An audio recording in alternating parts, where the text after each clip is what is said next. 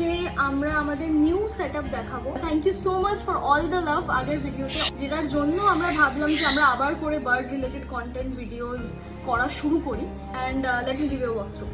এখানে পরপর টানা খাঁচা রাখা আছে।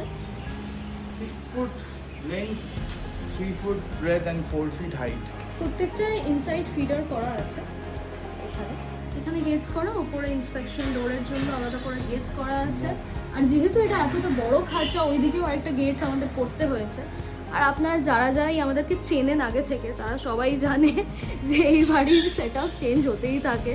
তো এই স্পিসিস ওই স্পিসিস চেঞ্জ করি, আর যতবারই চেঞ্জ হয় আরেকজন ইনি আছেন দাঁড়িয়ে, উনি প্রত্যেকবারই ডিসাইড করেন না এই খাঁচাটা পছন্দ হচ্ছে না, এই সেটআপটা পছন্দ হচ্ছে না, এই পাখির জন্য এই সেটআপ চাই। এবার মোটিভেশন এন্ড ক্রেডিটটা নবরুণ ভট্টাচার্য বলে আমার একটা দাদা।